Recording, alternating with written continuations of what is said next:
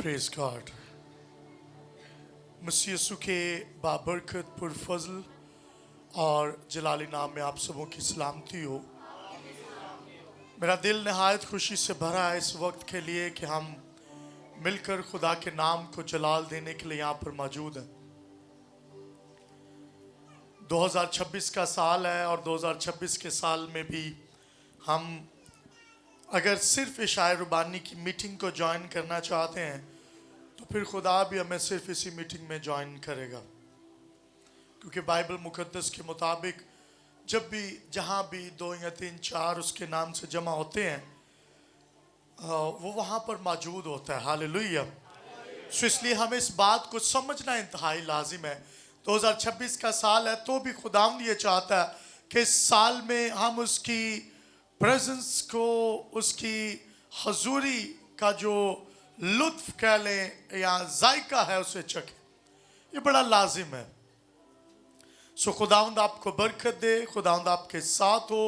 और बहुत सारे लोग मौजूद हैं, बहुत सारे नहीं भी आ सके, लेकिन हर एक मीटिंग में खुदा के नाम को जलाल देना लाजिम है, क्योंकि हम उसके लिए इकट्ठा होते हैं।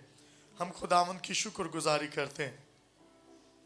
आज का हमारा जो उन्वान है बड़ा ज़बरदस्त है, फेथ ओवर फेयर। यानी जब आप ऐसी सिचुएशन के अंदर हो, आप खौफ के अंदर हो, आप एंजाइटी के अंदर हो, आप डिप्रेशन के अंदर हो, फिर ईमान काम नहीं करता। दर हकीकत ऐसा ईमान चाहिए जो हर तरह के मुश्किल हालात में आपको उस मुश्किल में से निकालने का जरिया बने।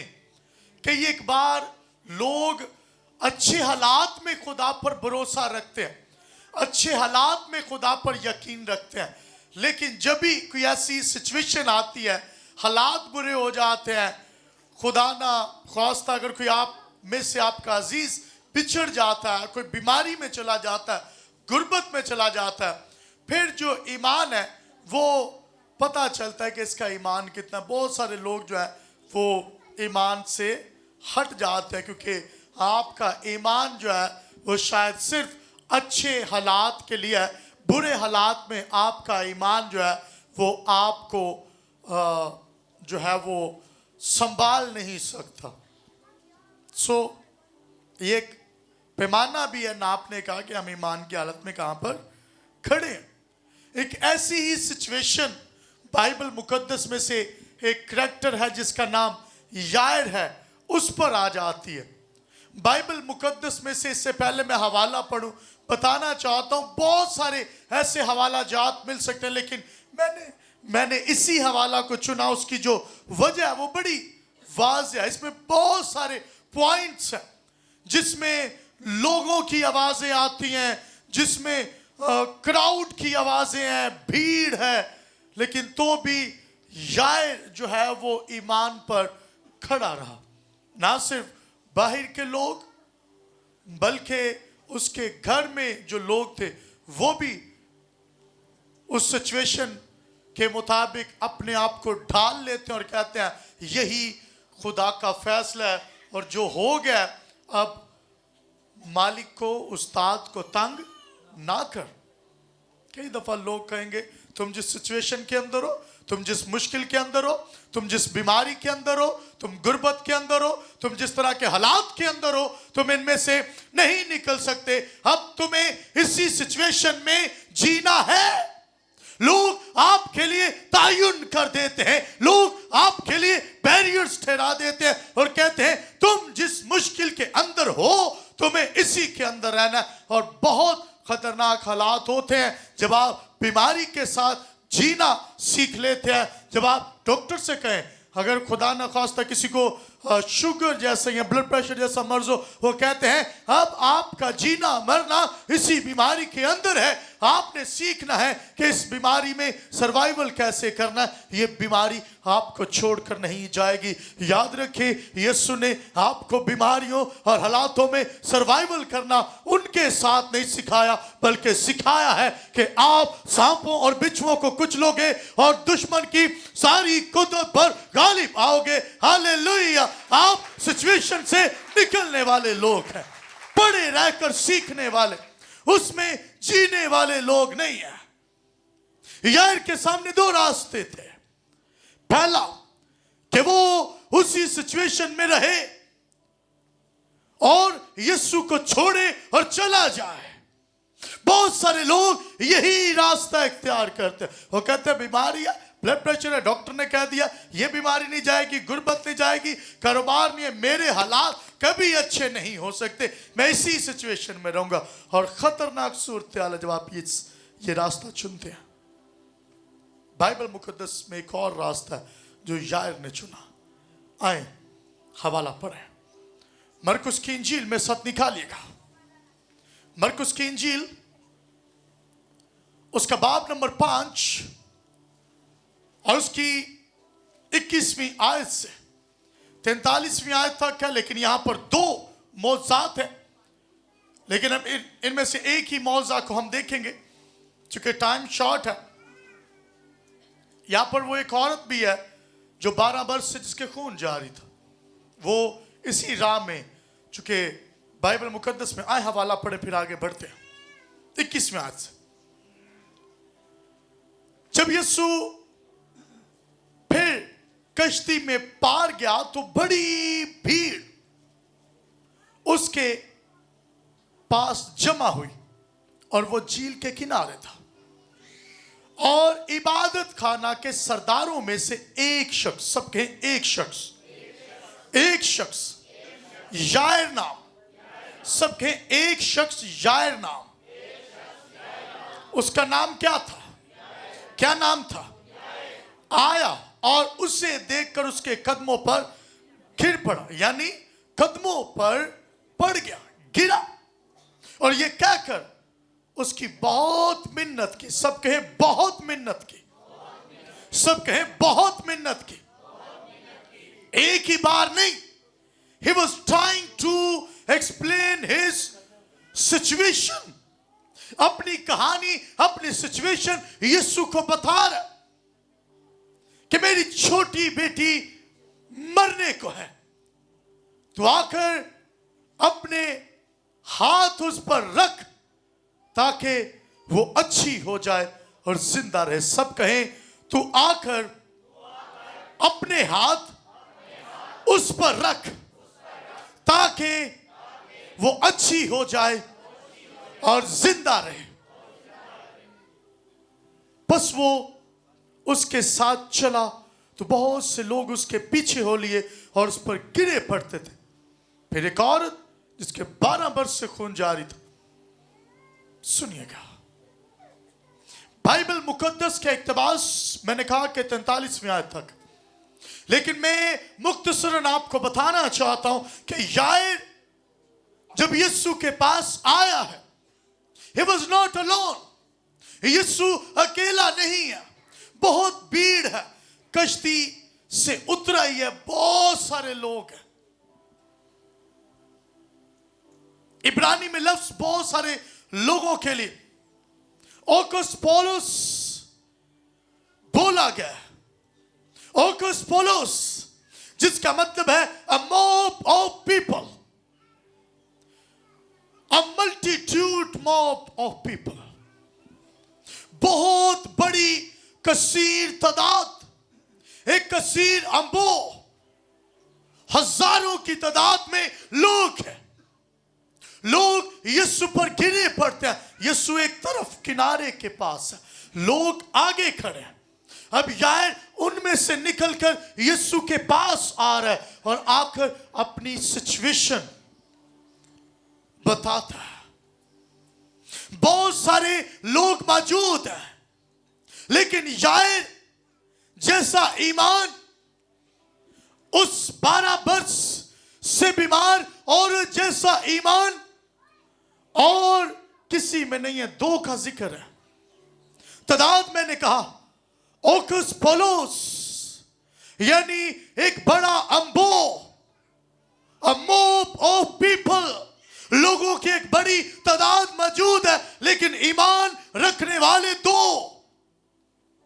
इस इतनी बड़ी भीड़ के अंदर कई एक बार आप ये कहते हैं मैं बरकत नहीं पाऊंगा, मेरी जिंदगी ऐसे, the front of Jesus Christ, आप उसकी हैकल में मौजूद होते हैं, आप उसके प्रेजेंस के अंदर, उसकी हजूरी के अंदर आकर भी अगर ऐसा महसूस करते हैं तो इस मॉब यानी इस ऑकस पॉलस और आप में कोई फर्क नहीं है।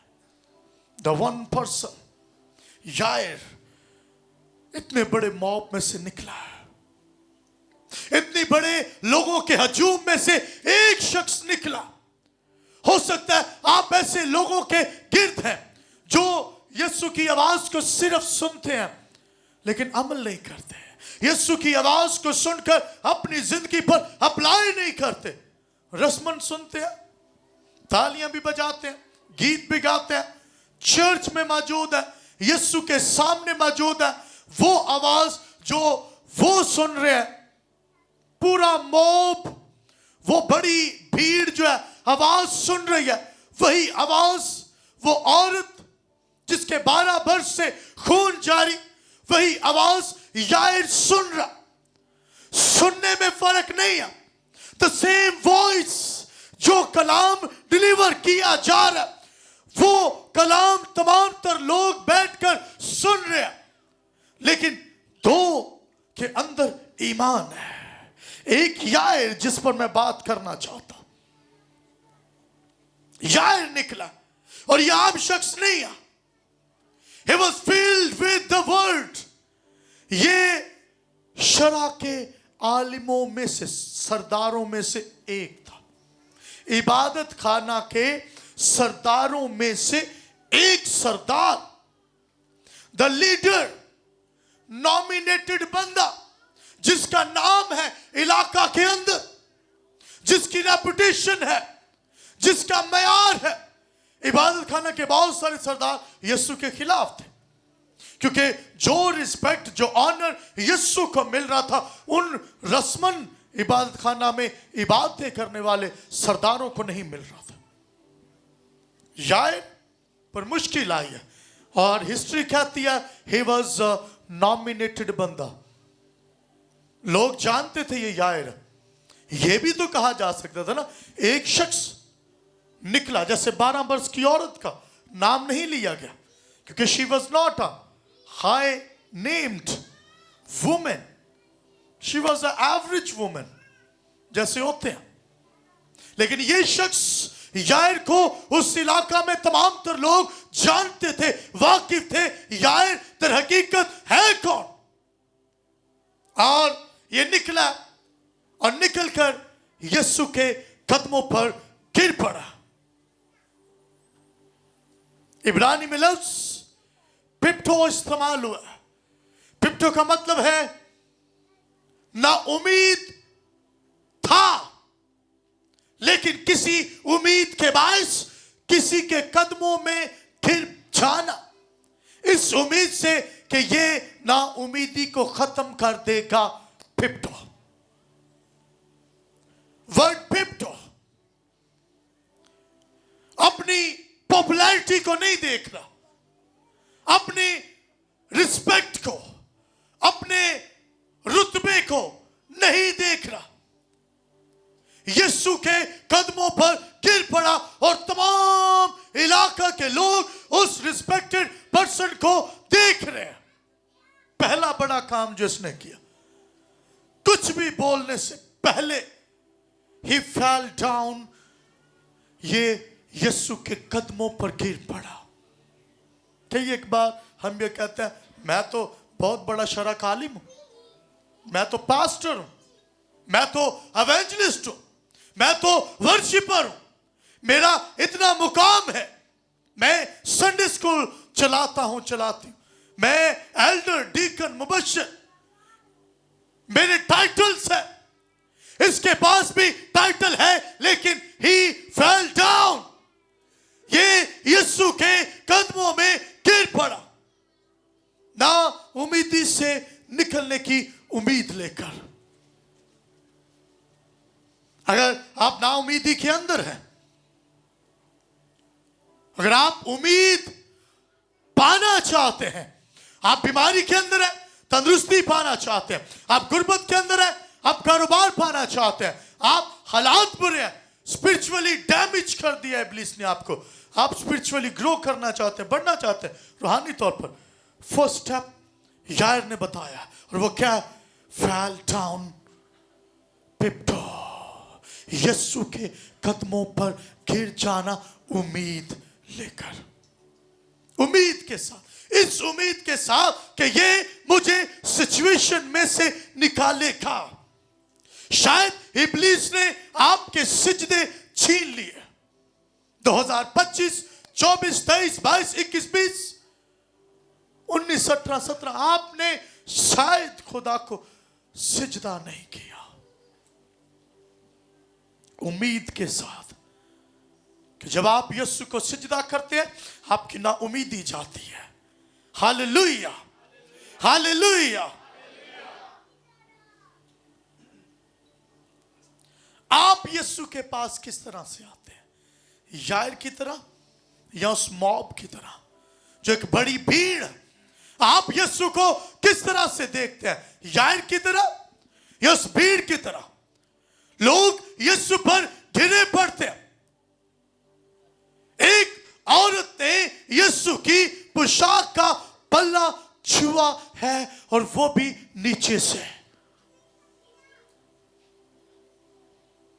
दोनों का जिक्र है, एक कदमों पर गिर पड़ा और दूसरे ने यीशु का पल्ला छुआ। सुन रहे हो मैं क्या कह रहा हूं? सुन रहे हो? दोनों का जिक्र है, दूसरों का कोई जिक्र नहीं है।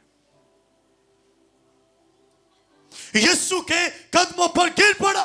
वो औरत भी जो शिफा पाना चाहती है वो यीशु के कदमों में गिर पड़ी। याद रखिए, अगर आप सिजदा नहीं करेंगे आप शिफा नहीं पा सकते। सिजदा लाजमी है।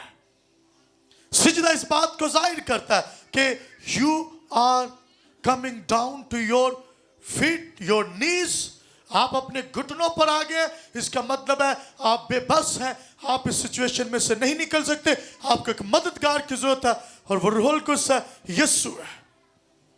आपको निकालने में वो आपका कार्य। कहते ना उन्हें घुटने टेकते मेरे आगे, जो तक झुकेगा नहीं ना मेरे आगे नहीं निकलेंगे, मुश्किल हो जाएगा। बाइबल मुकद्दस में लिखा है आप किस तरह से यीशु के पास आते हैं। ये आया और आकर कहता है कि मेरी बेटी जो है वो मरने को है, करीबुल मौत है, आखिरी सांसों पर है।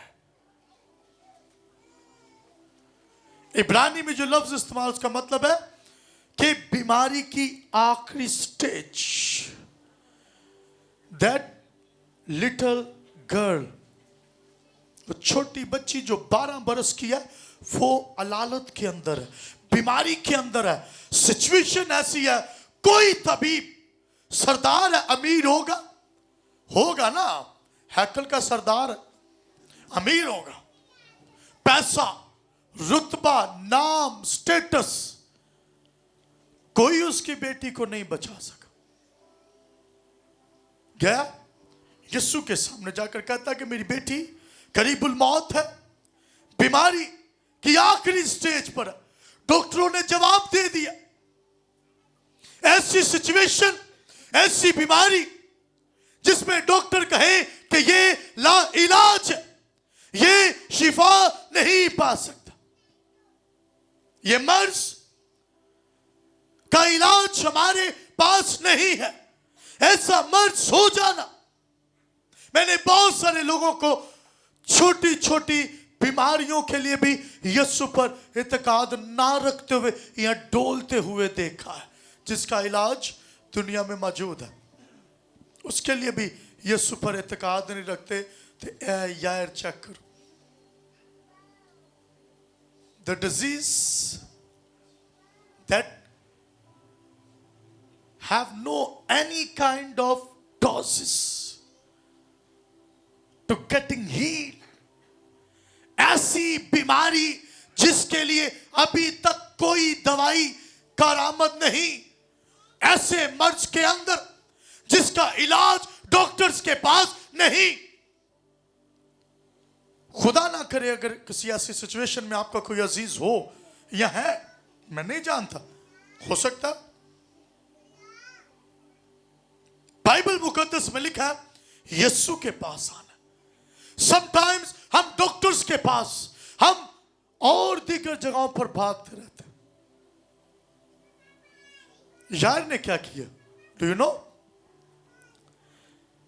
यार ने क्या किया? उसकी बेटी को ऐसी बीमारी है जिसका इलाज दुनिया में मौजूद नहीं, और यार कहता है कि मेरी बेटी आखिरी सांसों पर है, और वो यीशु के पास आ गया। जब आप ऐसी सिचुएशन में हो, ऐसी बीमारी, ऐसे हालात के अंदर है, आपके समझे कि मैं नहीं निकल सकता, एक ही रास्ता है और वो यीशु मसीह है। यीशु के कदमों पर गिर जाए, वो आपको उस सिचुएशन में से निकालने की ताकत और कुव्वत रखता है। हालेलुया। कोई और ताकत नहीं है। लिखा है इसने सही फैसला किया, डॉक्टरों के पास नहीं भागता। एंड ऑफ द टाइम आ गया। उसने आकर यीशु से कहा सोदजो। इब्रानी का लफ्ज है सोदजो। सोदजो का मतलब है मेरी बेटी को शिफा दे। लिखा जिंदा करना। ये जो सरदार होते थे ना हैकल के अंदर, इनका माइंडसेट बड़ा क्लियर होता था क्योंकि शरा का इल्म रखने वाले थे। ये इस बात पर अकीदा रखने वाले लोग थे कि जब खुदा शिफा देता, हील करता, तो वो जिंदगी के हर हिस्सा के अंदर शिफा को जारी करता। यानी वो सिर्फ बीमारी से नहीं निकालेगा, वो बीमारी से भी निकालेगा, वो जिंदगी भी देगा, वो हालात को भी बदलेगा, वो माइंडसेट भी क्लियर कर देगा। यानी सर के बालों से लेकर पांव के तलवे तक जितनी बीमारी, कमजोरी, तकलीफ, गुर्बत, एंजाइटी, डिप्रेशन, तमाम तर चीजों से एक ही वक्त में बाहर निकाले। लफ्ज सोचो इब्रानी में, मैं इसको पढ़ रहा था, मैं हैरान हुआ कि कितना डीप वर्ड है कि जिंदगी के हर हिस्सा के अंदर शिफा। जब उसने कहा ना कि तू मेरी बेटी पर हाथ रख और उसे जिंदा कर दे, चंगा कर दे, सोचो।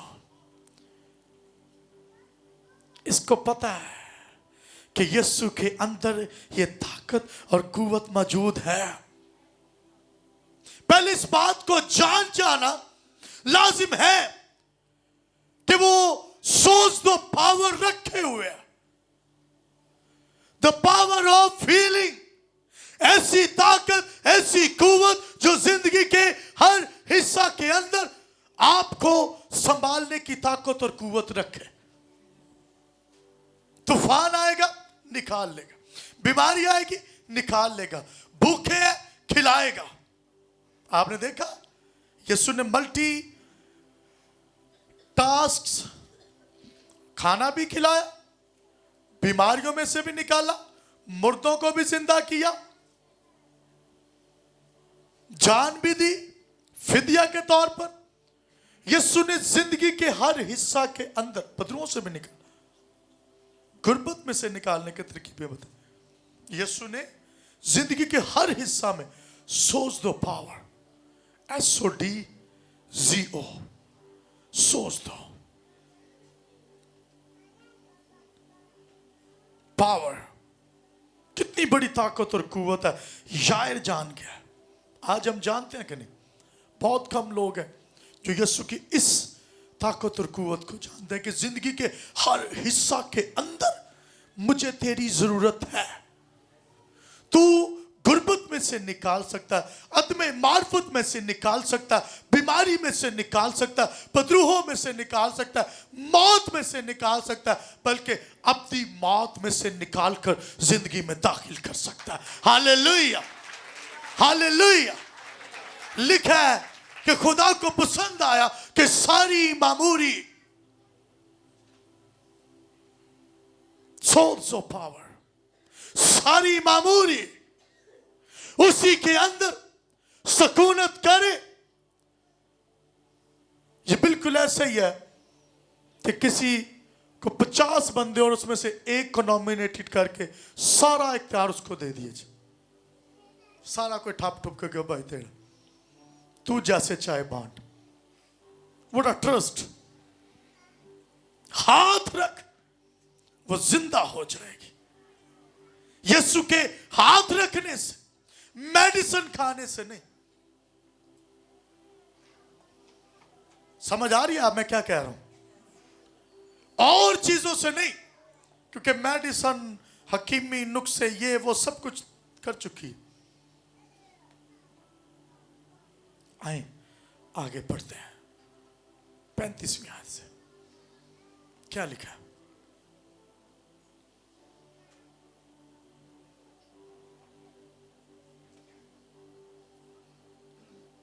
वो ये कह ही रहा था कि इबादत खाना के सरदार के हाथ से लोगों ने आकर कहा तेरी बेटी मर गई।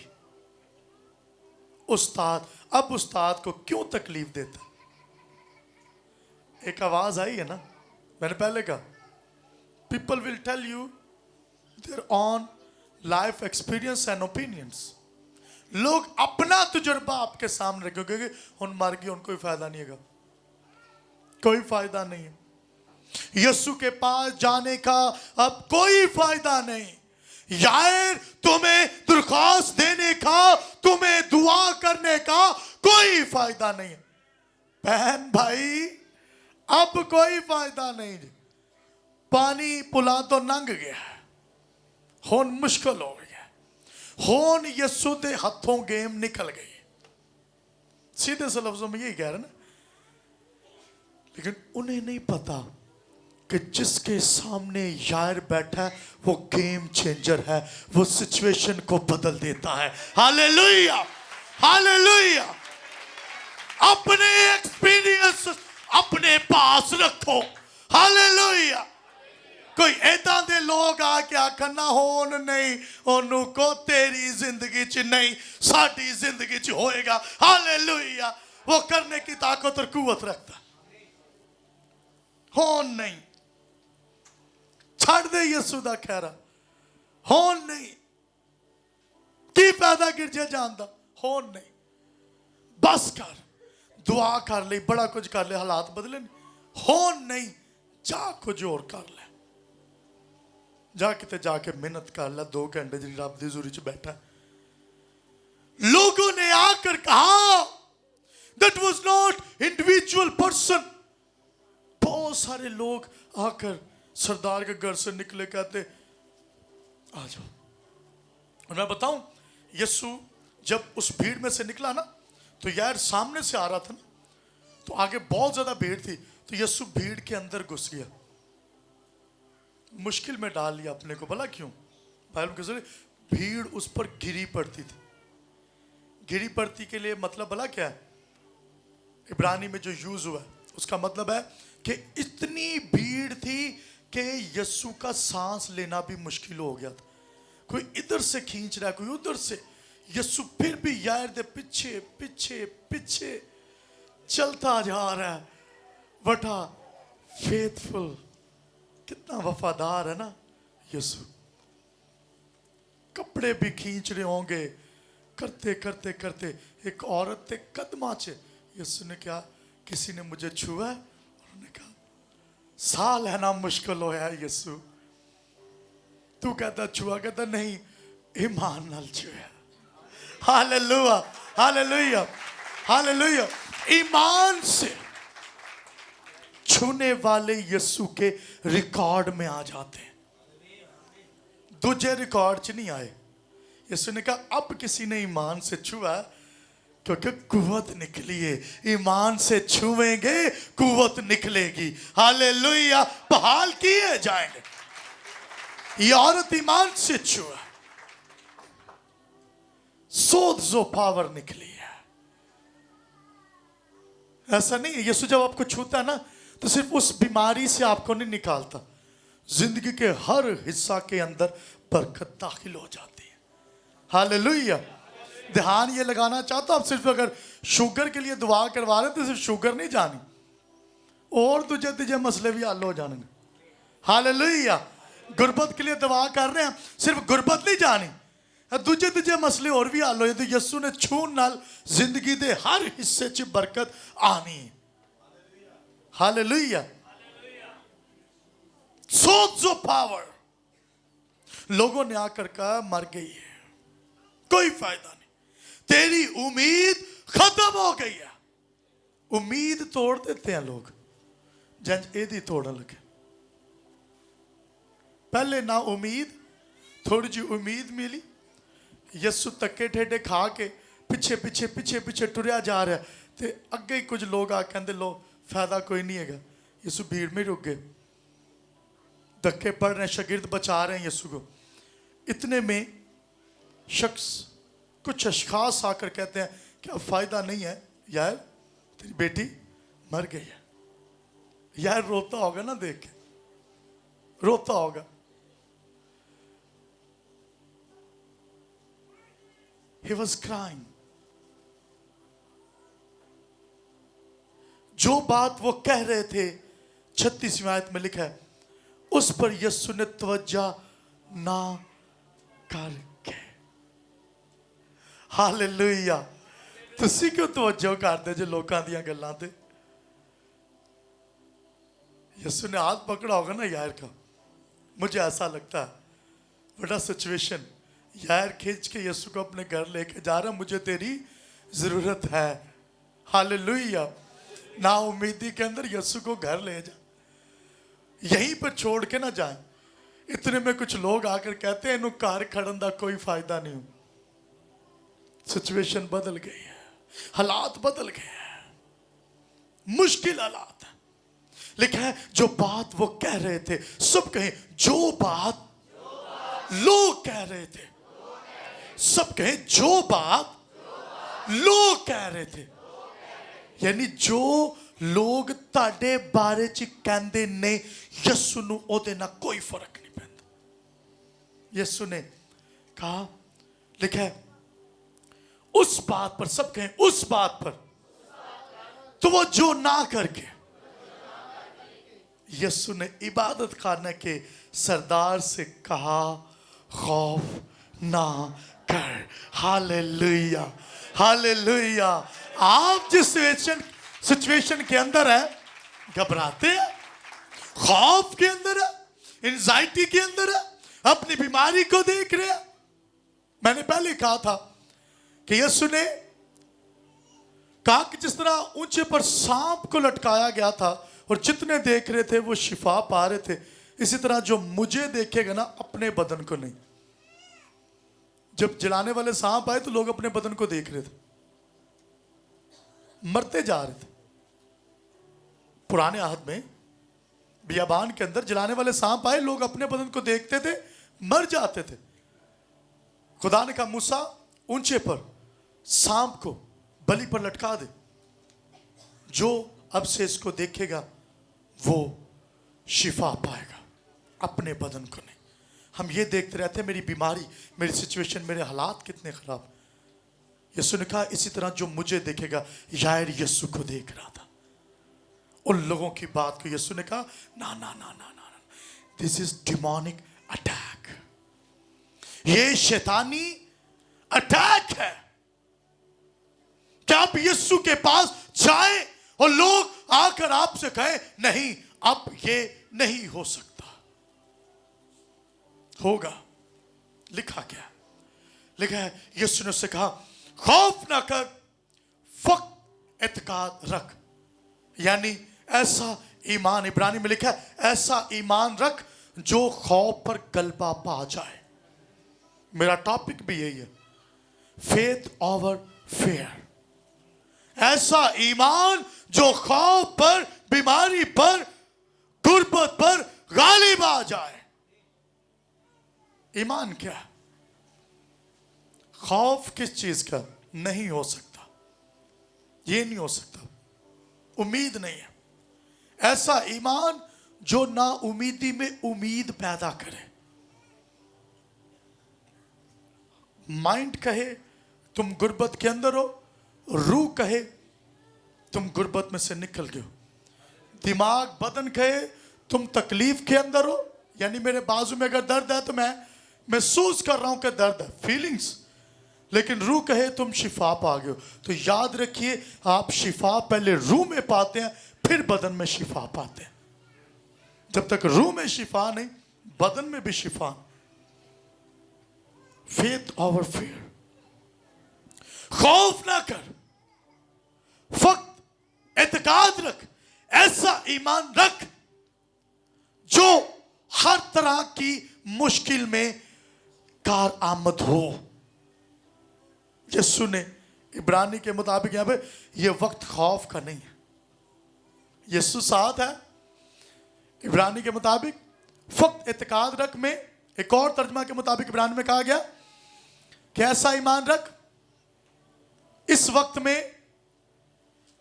कि खौफ गालिब ना आए, यानी ये वक्त खौफ का नहीं है, ये वक्त घबराने का नहीं है। लोग कह रहे हैं, यीशु कहता है डजंट मैटर, तुम चूंकि मेरे साथ हो तुम्हें घबराने की जरूरत नहीं है।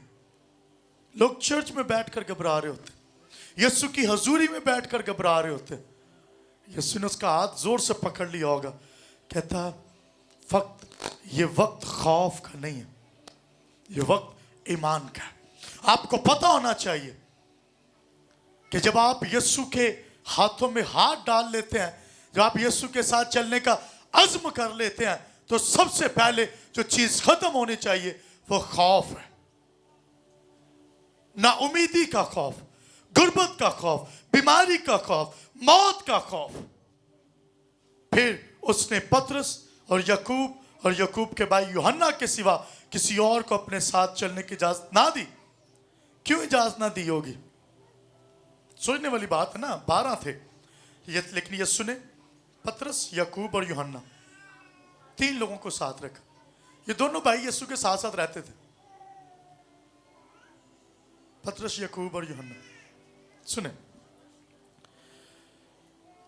और शागिर्द भी तो थे ना, यीशु ने उनको साथ चलने की इजाजत नहीं दी। क्यों? क्योंकि उनके अंदर उतना ईमान नहीं था। यीशु ईमान के मुताबिक काम करता, ईमान नहीं है, बाइबल मुकद्दस में लिखा है चलने की इजाजत न दी। वो इबादत खाना के सरदार के घर में आए और उसने देखा कि हुल्लड़ हो रहा है और बहुत से रो पीट रहे हैं, और अंदर जाकर उनसे कहा तुम क्यों गुल मचाते हो, रोते हो? लड़की मर नहीं गई बल्कि सोती है। वो उस पर हंसने लगे। लो, रोंदे रोंदे हंसन लग पे, हुल्लड़ मचा रहे। तब रोने वालियां बुलाई जाती थी, बाजियां। मैं एक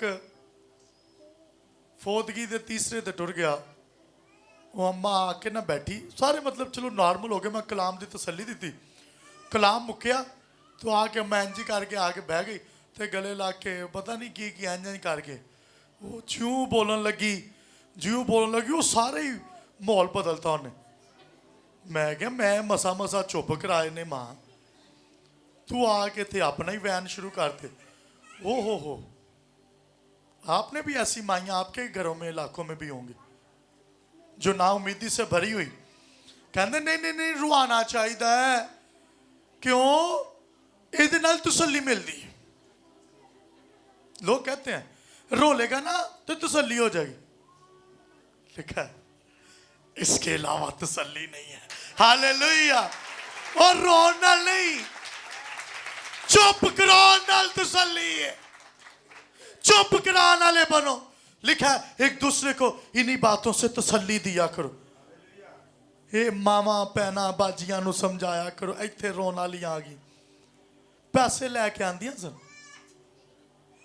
ये रीत थी, कोई मर जाना पैसे लैके आना ते आके उन्होंने घर ओ रोना पिटना पाना, मतलब पैसे भी देने ते नाले घर वैन भी पवाने, क्या मेरे घर आके रो। कैसी कोई एक्टिंग होंगी होएगी? वो गम में नहीं रो रही थी, उनका तो उस 12 वर्ष की बेटी के साथ कोई ताल्लुक ही नहीं है। They are crying. These women are crying. ये औरतें आकर रो रही हैं। बड़ी चंगी होंदी सी ये वो, उन्होंने की पता। ऐसे ऐसे रिश्तेदार जिन्हों पूरी जिंदगी ना मिलो उत्थे आके बड़ा ही चंगा, तेनों की पता भैन शराब पींदा मर गए, तेनों की पता। तू अपने आप ते गौर कर, कलाम ना भरी हुंदी तू आके कहंदी पुत्र घबराने की लोड़ नहीं, तसल्ली दा चश्मा इक्को ही है ते ओ यस्सू है। Hallelujah hallelujah. इसलिए घबराया ना करो ऐदां दी हरकत। मैं तो हैरान हूं, लिखा है हुल्लड़ हो रहा था, प्रोफेशनल्स रोने वाली बुलाइयां गई सन। ठीक ठाक बंदा सी ना, पैसे भी नाल जेब च पाए जान ते नाल रोई भी जाना, ठीक है। अभी यस्सु ने कहा रोंदियां क्यों जे, why you are crying womans. मर गई है ना, तारे रिश्तेदार ने गल ना बात, ठीक है चुप करो, हौसला रखो, रोना पिटना बंद करो, लड़की सोई है। जब ये बात की ना अंडरस्टैंडिंग, वो हंसने लग पड़े। लोग हंसेंगे आपकी बातों, आप कहेंगे जब आप ईमान पे खड़े होंगे लोग कहेंगे नहीं नहीं नहीं नहीं ये नहीं हो सकता, कैसे गल्ला कर रहे, ये कैसे पॉसिबल है, इम्पॉसिबल, ये हो ही नहीं सकता, ये तो बड़ा मुश्किल है, ये नामुमकिन है। बियाबान में 10 लोगों ने जब वो गए थे ना जासूसी करने के लिए, मूसा ने 12 लोगों को भेजा, 10 आके बुला कहते, मूसा के दौर में आपको पता 10 आकर ये कहते थे, 10 कहते हैं हम जंग नहीं जीत सकते, खौफ एंजाइटी से भरकर आए, खौफ अंदर लेकर आए। 2 वापस आके यशवा और काले बागर कहते हम जंग जीत जाएंगे, हम तसर्रुफ पा लेंगे। हालेलुया। खौफ से नहीं भरना, दुनियादारी में निकलते आगे बढ़ते हैं, दुनियादारी आपके अंदर खौफ भर देगी, नाउमीदी भर देगी। इन्होंने क्या कहा, इन्होंने कहा ठीक है, वो हंसना शुरू हो गई, औरतें जो रो रही थी रोंदे रोंदे हंसे। उन्होंने क्या कि ये किस तरह का शख्स है जो कहता है कि ये लड़की मरी नहीं बल्कि सोती है। उस पर हंसने लगे क्योंकि वो सब को निकाल कर लड़की के माँ बाप को और अपने साथियों को लेकर जहां लड़की पड़ी थी अंदर गया। उन्हें औरतों का चलो बाहर, get out, out from this room, इस कमरे में से बाहर निकलो। लड़की के गिर्द बैठ कर रो रही थी। जब आप नाउमीदी के अंदर हो, आपके गिर्द ऐसे लोग हैं जो आपको नाउमीदी से, मायूसी से, रोने पीटने कुरलाने से भर देते हैं। बीमारी के अंदर है तेनू बीमारी है, कि हो गया ये, क्या हो गया वो, क्या गुर्बत, और नहीं तू नहीं निकल। इस तरह के लोगों को यीशु ने कहा चलो आउट, गेट आउट कर दें, ऐसे लोगों को बाहर निकालें। यीशु ने यार उसकी बीवी यानी 12 वर्ष की उस लड़की की जो मां है उसको, 2 ईमानदार, 3 और पतरस, याकूब और यूहन्ना, 5 लोगों को लेकर, कितने लोगों को लेकर, 5 लोगों को लेकर, सारे हुल्लड़ करने वाले, रोने वाले, अगर ना उम्मीदी के अंदर है ताड़ी जिंदगी चो बाहर होने चाहिए। जब तक वो अंदर है मौजा नहीं पाएंगे। आपकी जिंदगी ना उम्मीदी के में फंसे हुए लोगों से भरी हुई है, आप मौजा पाना चाहते हैं, नहीं होगा। जो हंस रही थी यीशु उनके सामने ये मौजा कर सकता था, दिखा सकता था ना, सोच दो पावर दिखा सकता था ना कि उसके अंदर ताकत कितनी। तो कहा आउट। ऐसे लोगों को जो ना उम्मीदी के अंदर, ऐसे लोगों को जो आपकी उम्मीद को खत्म कर दे, वो लोग भी जो पैगाम लेकर आए और कहते उम्मीद जाती रही है, यीशु ने कहा इन सबको बाहर निकालो, ऑर्डर कर दिया। इसका मतलब है कि जो ना उम्मीद लोग हैं यीशु उन्होंने कोल भी नहीं जे खलोन देंदा।